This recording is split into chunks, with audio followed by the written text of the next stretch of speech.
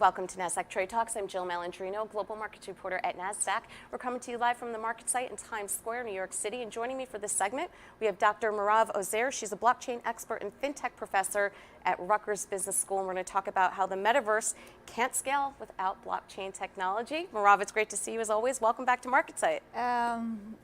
Happy to be here Yes. again, and thank you for having me again. Our favorite topic, Metaverse, will be our new culture and mainstream reality, but will we be living in two parallel worlds?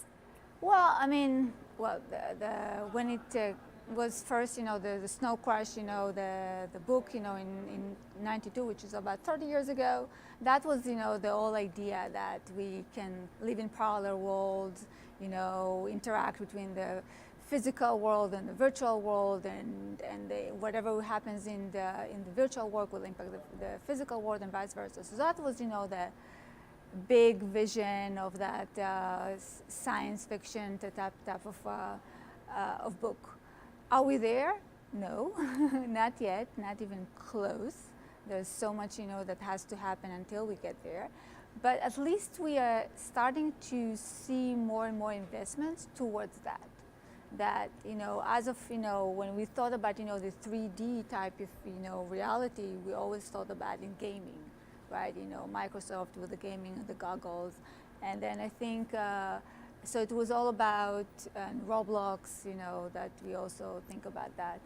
So, but now we can see that more and more prominent, very traditional, so to speak, companies are making investment in the metaverse, from whether it's, we're talking about brands like the Gucci and Nike, and even financial institutions like JP Morgan and HSBC and Visa, MasterCard. I mean, everyone is talking about it. Well, we just reported from Consensus by CoinDesk in Austin, Texas last week, and the takeaway that I got was just how much brands are leveraging NFTs as an example, whether they're unlocking special experiences, whether they're using it as another way to get distribution or engage with their audience, or if there is a special unique item, your NFT unlocks that experience at the physical store. I was surprised to see just how much and how they're adopting it right now. Right. Despite what you were saying before, the concept Metaverse is almost 30 years old, and now we're just starting to see how it's practically being applied. Right. In your latest piece for Nasdaq.com, you also mentioned how it's being leveraged in real estate. Right. How does that work? Yes. So if you think about it, well, I mean, this is a real estate, basically, right?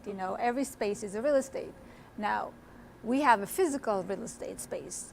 Now, we have to think about every virtual space is basically a virtual real estate space.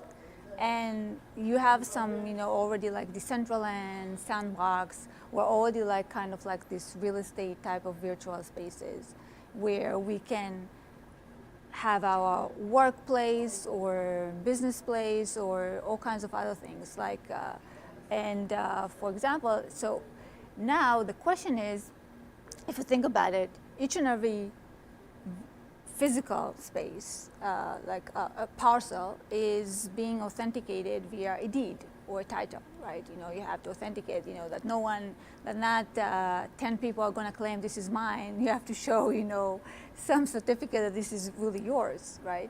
How can you authenticate something like that in the virtual space? So the way to do it, if you think about this, is an NFT. So on Decentraland or Sandbox or all these other real estate spaces, every parcel, for Decentraland, for example, they have over 90,000 virtual parcels.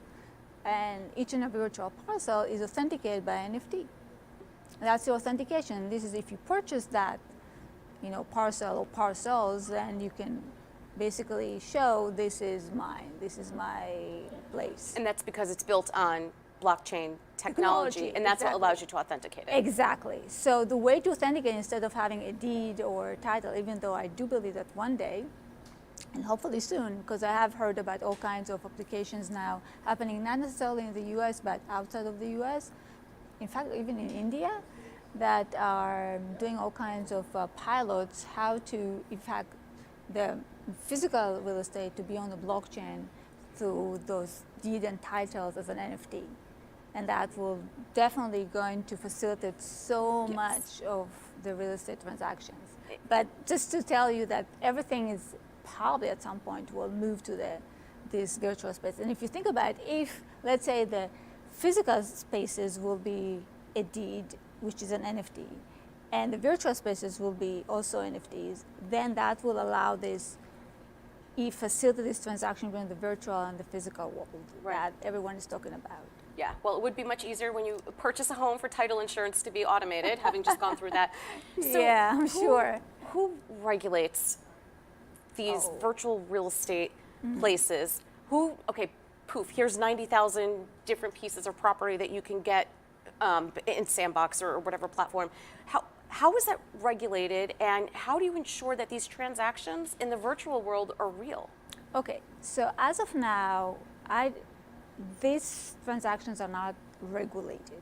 This is what I think a lot of regulators across the globe, whether in the US, in the EU, because as I told you, I am very much involved in the EU with the NATBA, the International Association for Trusted Blockchain Applications, and we providing all kinds of proposals to the EU Commission. So it's something that on the mind of all regulators. And we do know that in the US, there's also the crypto bill that is, you probably heard about that has been proposed, and there's good and bad in everything, and we have to, before things have to, be experimented before we really know what works and what doesn't.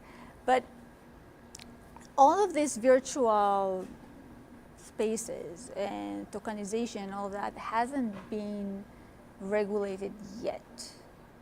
So I can't tell you whether if you purchase that, you can, whether that has any legal validity, but or even like a smart contract doesn't have any. It's smart. It's not really a contract. It has no legal validity yet. Right. But I know there's a bill that's they're trying to put in place and everything else, and hopefully it will come soon. So I do believe that because everything is evolving so fast, and I do believe that because regulators are talking about that, we hear from the US, we hear from the EU, we hear from the UK, and we hear from Singapore, even the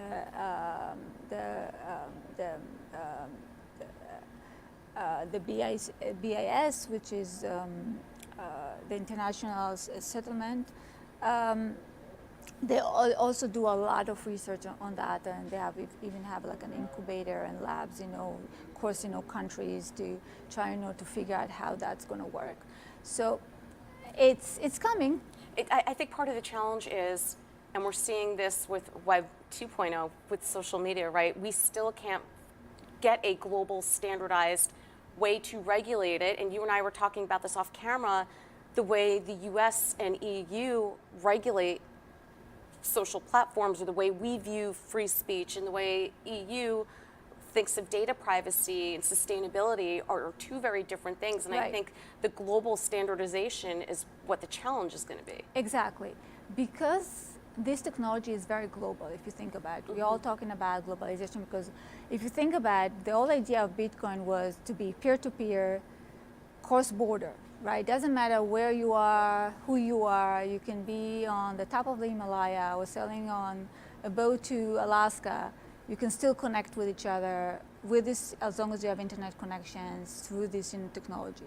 So you can transact, from no matter where, with who, everyone. So it's supposed to be cross-border.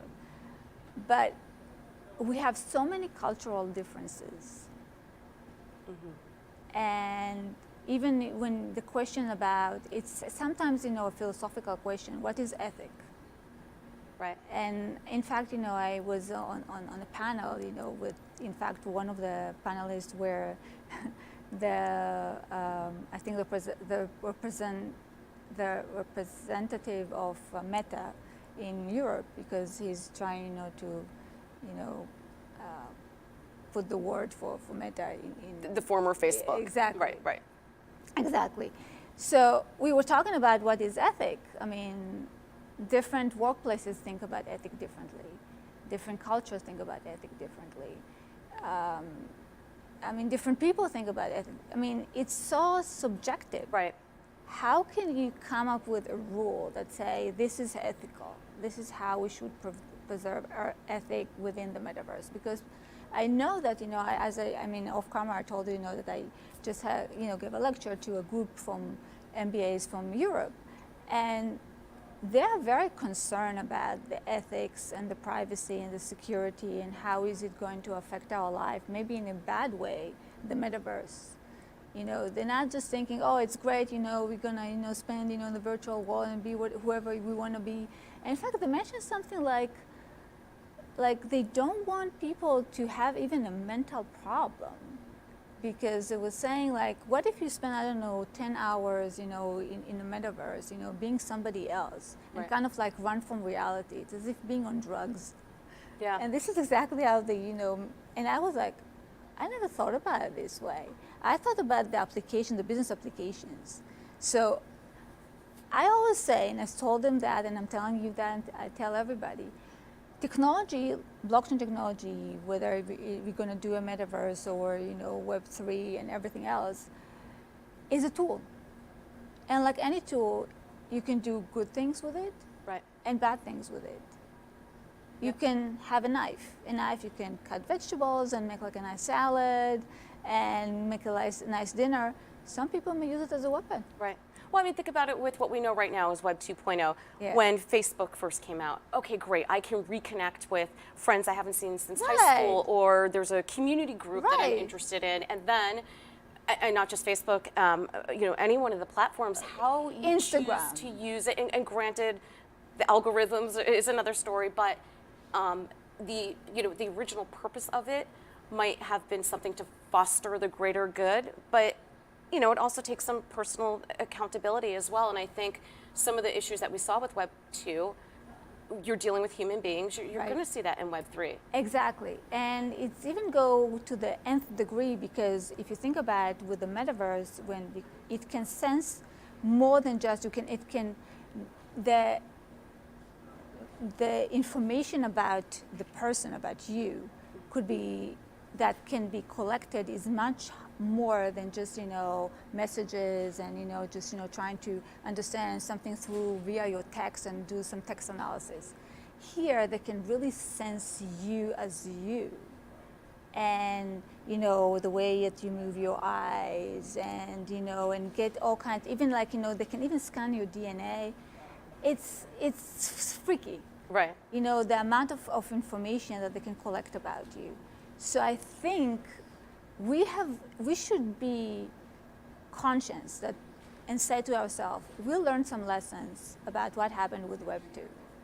Let's do preventive, you know, kind of like not just enforcement, oh, something goes bad and then we can enforce, you know, not do X, Y, Z. But let's think about ahead of time. We know that things can go bad. Right. So let's think ahead of time how we're going to build it before it is built, because it's not really built yet. Right. But we do know that the business use cases could be very beneficial, very, very beneficial. With education, if you think about it, we talked about it last time, with social impact, with connecting communities, with helping the needs, the unserved communities, with, you know, social goods. And there's so many things that you can do good with it. So let's try and focus about the good and think about how we can build it right. Yeah. Because we should be, you know, much smarter now, because we have learned some lessons. We should be. We should be being the key word. All right, Merav, appreciate the insight as always. Thanks for joining us on Trade Talks. I'm Jill Malandrino, Global Markets Reporter at Nasdaq. Thank you very much.